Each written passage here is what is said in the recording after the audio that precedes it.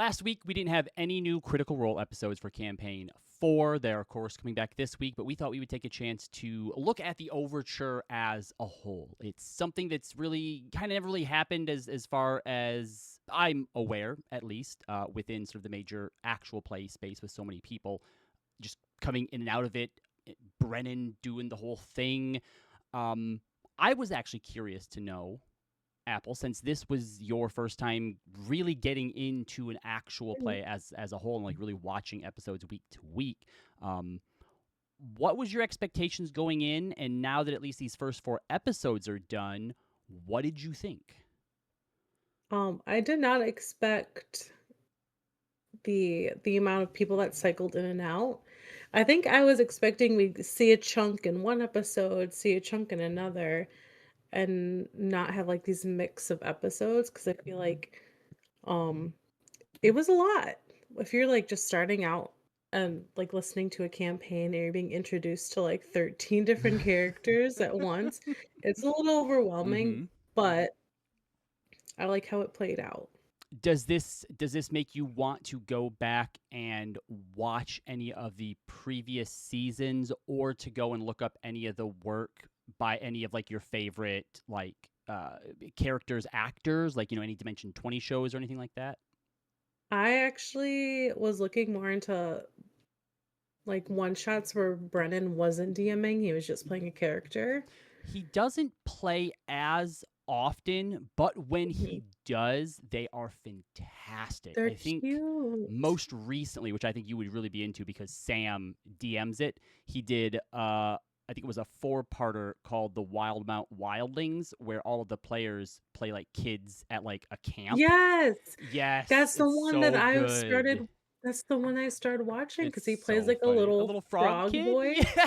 and he's just the cutest in, like, every Yep. way. So precious. I think you'd also like of Faye and Flowers is one that Abria DMs that Brennan is in, and it's a little bit more like role play focused than it is on combat, and he plays a bugbear. Amazing. Or might be a hobgoblin, but anyway, it's great. It's amazing. Yeah. So yes, this whole the overture is definitely new, even for Critical Role. Like they've had 8, maybe 9 people at a table before for a couple Yeah. episodes for like big finale type things.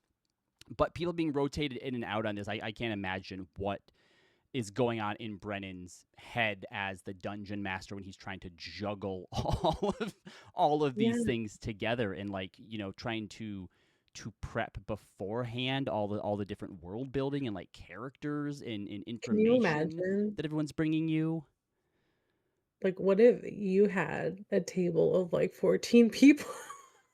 I feel like it'd be so Yeah, overwhelming. so the most people I've DM'd for, I think, was 8 or 9 when I had like a guest for one of our older campaigns Mhm. would come on, and it's a lot. I sort of cap out at 6 now. I think that I prefer 5 is like a good round amount for me. Yeah. But it can be a lot. It can be a lot, especially when people are willing to bring you a bunch of stuff, which is great and awesome, and it's good to be overwhelmed by those sorts of things.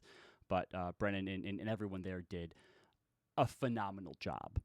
Yeah, I think some characters stood out more than others. I think Mm-hmm. that's always a problem with a large table is that you wanna give each character a good moment where they feel good about what they did in that Yeah. session, like, I have notes here where I'm like, "Azune, what's up with him?" Like, Mm-hmm. he seemed to have some like, nuggets of good moments. Like, when him and Murray were in the alleyway, like, doing messenger in each other's mind, but, like, to an outsider, it's like they're Yeah. just staring at each other.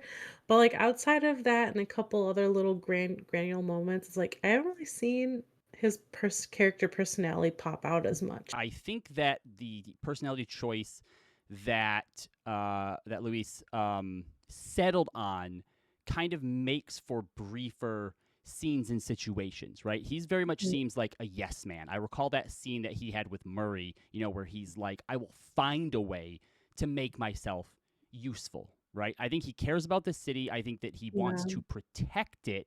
And I think to him, regardless of who is in control or who's calling the shots, I think that he wants to make sure that he's useful to be in a position that even if the leaders aren't doing what's best, he can at least be there to help guide that hand, right? When he met with Lord, Right. oh gosh, I forget the guy's name, Fisseron or Feis, whatever, Lord F, the guy who wants to control everything. Oh, Like, everything that we heard as far as him, what we would get from other characters sort of showing off their character and their personality, he kept inside, right? He obviously mhm. explained it to us, gave us that sort of third person narration. But as a result, that scene didn't really last very long because it was very much just like, okay, sir, yep, sounds good. I'll do my job. Even if that Yeah, wasn't how he truly felt, he kept a lot of that inside. And then even when he met with Murray, a lot of that was, what are we going to do? What are we going to do? What are we going to do? Let's get to the point. yeah, And Azuna's kind of just like stays. I guess as a soldier, it's sort of like, what are my orders? Let me get them done, right? mhm. And He's very reserved. yeah, so we don't see a lot of direct character interaction. I think the most that we probably saw was with Murray. Other than Mhm. that, a lot of it, we get from Luis's perspective as he's, telling us how he feels, watching the other soldiers leave, reading off the names at the monument and stuff like that. He Once, feels he feels like if I it's like when you have a character where you can relate to, it's like I kinda can relate to him because 'cause you're, like, trying to see, like, what if you were sucked into this world, you're like, "Okay, I need to see what's going on before I actually, like, can become more myself." So it's like it was interesting to kinda think of him as an insert, but at mm-hmm, the same time, it's like all his moments get overshadowed by other character yeah, moments. I actually think that him and Hal Liam kind of have a similar. I don't want to call it like an issue or a problem, but like Liam, I also think didn't really give us a lot about Hal himself, but because of his relation to Thiazi and everyone else Yeah. interacting with him, we got a chance to see a lot more of how he Mhm. interacts with other people, how he presents himself, how other people feel about him. That obviously we didn't get from Azune in a similar way.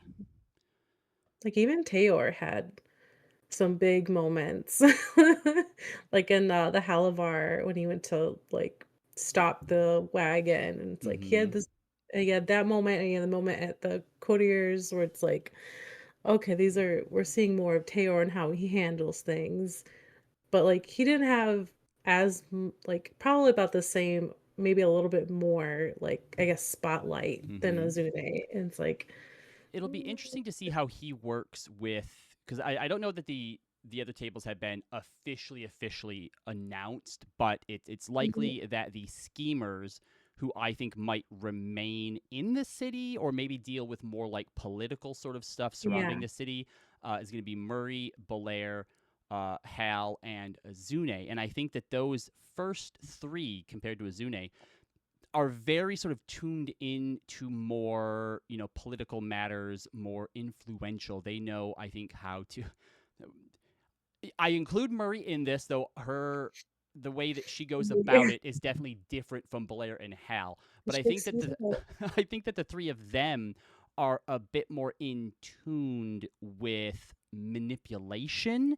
And that's not to Mhm. say that Azune doesn't know how to do that, right? He's obviously very smart, knew to keep quiet when he was basically being told, like, hey, we're gonna start to privatize what it is that you do in the city, right? So I don't want to make out that he isn't as smart as them, but Yeah. being a soldier as well, I think that a lot of his strength is going to be more in magic, is going to be more in sort of the strength of things, and maybe not. Maybe he will keep up just as much with them because obviously Luis is very smart, amazing role player as well. So now that it will be narrowed down to just those four at a time, I think we will get to Mhm. see a lot more of him, and it'll be very interesting because I know if you haven't, you should make sure to go and watch Exandria Unlimited. Well, honestly, all three of them. But the first one, Calamity, he's in it, and has some Yeah. amazing, amazing, amazing Yeah. moments. I So saw some clips and I was like, "Uh-oh, I might have to watch this now." yeah. Yes, you absolutely have to. All right. So I know one of the things that you wanted to talk about, and I said if we got some time, we would do it. And now that we're doing this episode, we have some time. You wanted to talk about ships. Ships. Ship, ship, ship, ship. Who do we ship? I know my ships. Let's hear yours first because I could talk forever about mine. Look, I'm gonna be honest with you. Right now, I don't know that I have any that I Do you feel have any like fantasy make ships? that I feel like make sense, right? Um, I guess if I had to reach, I don't see it right now. All right, so and I know y'all are gonna come from me in the comments and be like, that doesn't make any sense. I'm aware that it doesn't make any sense. All right. Mm, However, if if Wick and Tyranny ended up having feelings for each other, I think that it would be very interesting to see how they got there, right? Don't see it now, mhm, don't think it's going to happen, but I think that that one could end up being very interesting. Um, I think all of the ones that I potentially see right now or that I feel might be fun are just more like flings. Like, oh, what's gonna happen if they get mhm. tangled up, right? Like when Cadigan and Murray were like eye fucking each other from across the room, Yes. or even just Tyranny being like, "Oh, I'm looking forward to finding out what your deal is." Like, you know, Yeah. other than that, if Hal and Taisha were in the same group, because obviously we don't know how often they're going to overlap, but seeing Mhm, something rekindle between them, I don't know if Hal is like officially with somebody else right now or not. Um, but that could, that could be interesting just to see, just knowing how good both Liam and Abria are in terms of role play and how deep they've constructed this history between them. I think that mhm. that could be really, really, really poignant at times. Other than that, yeah, I don't know if I see any right now. I know some people are shipping like Valus and Julian, something Yeah. that you kind of like were a bit like, oh, are they good? I Before honestly the massacre happened. I ship Julian with everybody. I think Julian in any romance web would Mm-hmm. be very interesting to see. Yeah. Who do I, like, actually think he may like? Because at first, we were all like, maybe Aranessa and Julian had a thing, but now it kinda seems like no. Mm-hmm. And then there were comments that were like, "What if Julian and Thiazi were a thing?" That if that ends up coming true and Thiazi getting with Aranessa was something that Julian looked at like you betrayed me and went for my best friend. That could be very interesting. Yeah, That because he was mm-hmm. like to Primus, he was like, "You've, like, killed everyone, like, I've ever like, everyone I, like, cared about is gone, and, like, Mm-hmm. you took out the rest of them." And it's like, what if, like, Thiazi was one of those people that he had, like, a love-hate thing with? It'd be That would be awesome. something. That would definitely be something, yeah. Yeah, and that could explain, like, why I mean, we kinda know other reasons why Thiazi's and Aranessa kinda separated or drifted apart, but, like, what if that was the other reason? But anyway, that would be really spicy. That would be Um, very spicy. yeah, after seeing someone animated the scene with Teor at the Halvar house catching the carriage, and then Wick and Tyranny come out. And ever since I saw that, I was like, what if Wick and Teor were a thing? There'd be some major daddy energy there for sure. Yeah, I mean, Yeah. he's got some. There's a lot of daddy issues happening, so that could mean a lot of different What's a D&D campaign without daddy and mommy issues though, like for real, right? right? There's Yeah. right. I've never known one that didn't have Yeah. any. So I know that you had made some jokes to Azune and Murray in the alley. Do you Mhm. because they're going to be in the same table likely. So is there anything there that like do you think that that's a possibility or I think that'd be really cute. It kind of feels like they have a previous established relationship, and if it went that way, it would be really interesting because it'd be nice to have. I feel like Azune needs someone that's extra fiery to bring him out of whatever reservation hole he's in. Mm-hmm. And, or I'd love to see her do some cartwheels for him. So, I don't know, that would be really interesting, but Murray with anyone, even Bayless, would be awesome. But it's kinda I know. I have one. I have one. Again, Mhm. there's nothing. I think this is my problem right now with trying to establish ships is I don't feel like there's enough groundwork Oh, that's there's been not. laid yet, right? We're gonna do it anyway. Julian and Octus, That would be a enemies to lovers. really yeah, that would be really interesting. Even though the enemy side right now is definitely just a Julian thing. Yeah. Yeah, Yeah. Octus romance would be very interesting because he's a virgin. It He would just be basically a disaster. Neither of those two know how to act in like a real yeah, relationship. One it would because they be a have no experience, tragedy. and then the other because he's just a total asshole right now. Yeah. We love tragic romances though, Yeah. Mhm. Yep. especially with the bad boys. All right. Is there any? And this is mainly just because I want to talk about something Mhm. that came up in some of the comments. Is there any major lore implications right now that you're like really sort of keyed into and just really want to know more about? Ooh. Um, I feel like there's a lot of little pieces, but nothing fully formed. I feel like the Brennan had talked about in the cool down about how this campaign was kind of like a love letter to orcs from Lord of the Rings. Okay. Kind of how he wanted to like they kind of got screwed in Lord of the Rings. They're like they got tricked and manipulated, and this is Mm-hmm. kind of like what if the orcs were like they were the ones that were going to save everybody. Yeah. So I'm interested in that the lore with the Loys, right? Yep. And how Yeah, because that this piece to they, the puzzle. yeah, the orcs essentially kind of kicked off where we are right here because they figured Mhm. out how to make something that could kill the gods. And that actually kind of plays into what is so interesting to me since finding out what who Bolair actually is has just gotten me so much more interested in all of those god killing weapons Yeah. now, right?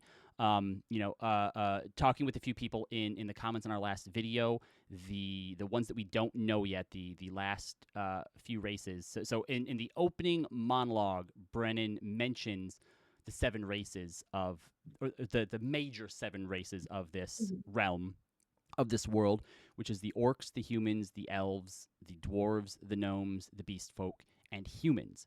And we know the weapons that all but three of them. We don't know the dwarves, the gnomes, or the beast folk. And so Mhm. I'm just in love with this idea once it was like revealed like, oh, and one of them made a living mask. Like, okay, Oops. what about the dwarves and the gnomes and the beast folk? What did they make? And somebody else pointed Yeah. out too that the elves only made one arrow, right? The last arrow. They Mhm. theorized that what if the elven goddess chose to die? Because the way that Valus kind of acts in the relationship that they had, like we understand why the orcs killed the god of like strife in Mhm. conquering and war. He was not great, but the elves had a lot closer of a relationship to their goddess. But would all the other species of the world recognize that or care? So the goddess may have basically said to them when she realized, like, oh, we're losing, my brothers and sisters are falling, Yeah. you have to kill me.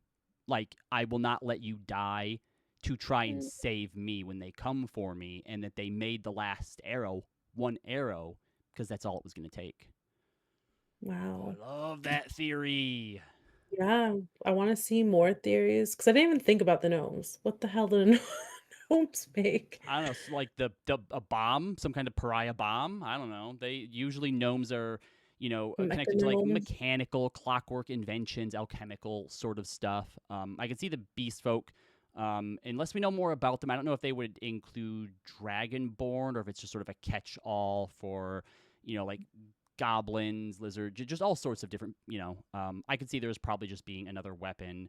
Um, Dwarves, my mind immediately went to like a hammer or something, but obviously Brennan is a lot. more creative and just crazy insane when it comes We to things. So who yeah, knows what it could be? we don't even know. Yeah, I think we're gonna find out because I definitely feel like after Lady Komaroi wanted to review the Pariah blades, and Thiazi collected one of the masks.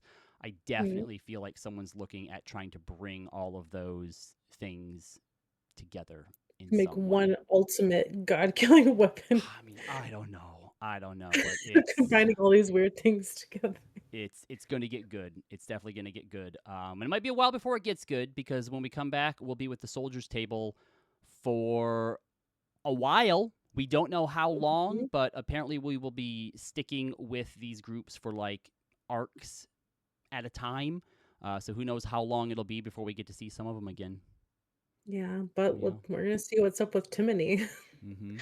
What's up in there? What's going on up there? And yeah, Robbie dropping a lot of the last time we saw him as Cadigan, dropping a lot of warnings about what's going to be out there. And oh, Wickander, Yeah. oh, sleeping under the stars and stuff. It's going to be great. I'm Oh very my very gosh. excited. I didn't even think about a Wiccan Cadigan ship. Oh, I mean, I don't know about like a ship necessarily, but just the idea of them be like roughing it out in the They're just so woods. different. They Yeah. are, yeah. Oh, 100%, absolutely. Oh, it's gonna be so so good. Oh, Can't here we wait go. for them to switch. Here's what we'll end on, and all of y'all give us your predictions Mm. down in the comments as well. If someone in the soldiers table first, who do you think it's gonna be? Who do I think it's gonna be or who they think it's Who gonna be? they'll answer in the comments themselves. Who do you think it's gonna be? Holy sh Ooh, this is a hard one. Honestly, I don't wanna ooh, this is hard. Who do you think it's Oh, gonna be? you feel like you're gonna jinx it, huh? Say it. You already Yeah. have someone. I can tell you have someone. Say it. Shit, I hate that you know me so well. Cadigan. Really? Yeah. Interesting. I think He's that the one we given don't expect. yeah, I you know, I could see it given these fantasies that he's shown us of like being a hero. I don't know if he feels that way about everyone or just those he's close to, but I could see it being like a sacrifice thing. Yeah, yeah. Which I definitely think is Robbie's play. I would lean on either Wickander due to being naive about Mhm. what he's walking into and basically never having been outside of his house, really, in the real world. Or I could see it being Thimble, just because I think Laura plays her extremely recklessly. And she's Yeah. mentioned, like, I'm built to not get hit by anything. But usually, when you build yourself that way, when you do get hit by things, you can't usually take very much of it. Yeah. But I can see Cadigan sacrificing himself for Wick or Thimble. I don't know about for Wick, for Thimble or Tior, I could see that for sure. Well, he might, because 'cause they're secret lovers in my mind, so Tyranny, as of now. sacrificing herself for Wick could be super sad. I'm, like, still curious in how like, her and Wick's relationship's so interesting, but I still see her as maybe a bit of a selfish demon. Mm-hmm. Even though they have that relationship, she could be like, "There's only so much I can do to Yeah, help this kid along." yeah, for sure, for sure. Well, all right. That's gonna wrap it up for this one. Mhm. When you see us next, we'll get to talk about what happened at the soldier table. So, as always, any theories, any comments, any corrections that you have for Yeah, us, drop them down in the comments. We do check those. We do reply to those, and we read all of them, we do, even the mean ones. We'll even the talk to mean y'all next time. Bye. Bye.